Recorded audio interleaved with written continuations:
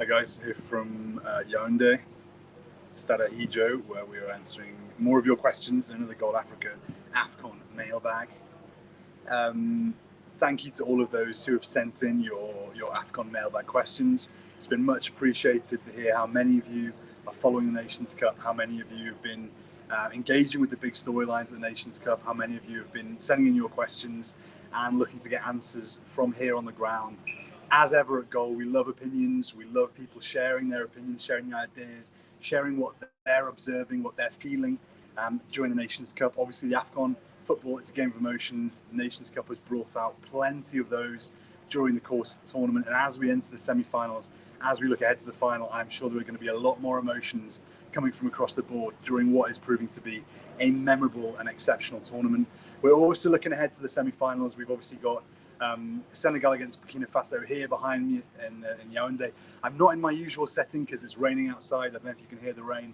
I'm loving it. I'm really enjoying it. I don't know if the people of Cameroon are, but I hope the players are, because hopefully this pitch will be slick. This pitch will be moist. Will be a little bit softer heading into the game tomorrow evening.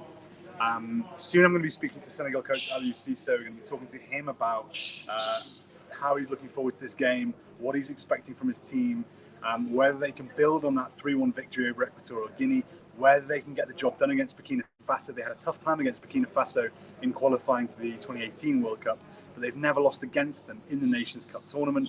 Senegal are favourites, and they've got Ismaila Sarr back in their ranks. What an asset he could be for the Teranga Lions as they look to go the distance. It's like a January signing for Senegal to have Ismaila Sarr in the squad, and he certainly was impressive after coming off the bench against Equatorial Guinea. But anyway, this is AfCon Mailbag. This is where I answer your questions that you've sent over about the Nations Cup, and I'm going to get right into it here. We've got a question here from Isaac Innocent. Would you justify or disapprove the red card given to Alex Iwobi of Nigeria on VAR's backing? This red card from Alex Iwobi is obviously one of the big talking points of the Nations Cup. It's been a week now since Nigeria were eliminated, and I think emotions have calmed down a little bit, but there's still a massive sense of disappointment after a campaign that promised so much. I mean, I don't know about you guys, but I was certainly dreaming of the title from a Super Eagles point of view. A campaign that promised so much for Nigeria and ended up ending in such disappointing fashion with that limp 1-0 exit against Tunisia. After the match, Ola Aina got the blame for that missed interception. Maduka Okoye got the blame for a shot that probably on another day he would have saved. But also, of course, Alex Iwobi's got the blame for that tackle. Personally, I think, yeah, I would have given it, to be honest. I think that was much clearer than the Comoros red card, again from VAR, again a similar situation where it was studs up, missed the ball, got the ankle. I think that one was maybe more forgivable because it was so early in the game and he was attempting to get the ball from behind.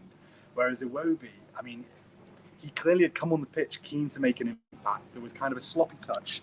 He went right over the ball and got the guy's ankle. It was dangerous. And the bottom line is that even though it looked worse in slow motion, so even though you can maybe slightly give him the benefit of the doubt because VAR made it look worse, in the end it was a dangerous tackle. It could have been a serious injury, and I'm afraid to say I think it was a red card. I know not everyone's agreeing with me here. Send in your comments. Let me see what people are saying. Send in your comments. Let me know whether you think that Iwobi did deserve it or not. A lot of mailbag questions we've received on this topic, on the very subject of Alex Iwobi, of that red card, of whether or not he deserved it. I don't want to blame the refs in this situation. I think Iwobi should look at himself and should look at the way he came onto that pitch, the way he approached the game. Oh dear, Fatua Drambi here, Goal Africa, why mention his name? Sorry, this is mailbag. I answer the questions. If you send them in, I've got to answer them. That's the way it works. I don't want to mention his name particularly either, but the fact is, he has to look at himself. Let's not blame the referees here. Let's not try and find another scapegoat. Let's look at Iwobi. Let's look at what Iwobi did. And let's look at Iwobi's contribution throughout the tournament, because he had his moments under Guavoen. There was some brightness. When he came on the pitch against Guinea-Bissau and Sudan, I know they're not the toughest opponents, but there was evidence of a bit of liveliness, a bit of creativity, a player playing with the freedom that we hadn't seen under Gernot Rohr. But yeah, obviously didn't end well. And what does the future hold now for Iwobi, now that Dele Alli and Van der Beek have signed for Everton? That is a lot of competition in that midfield. They've also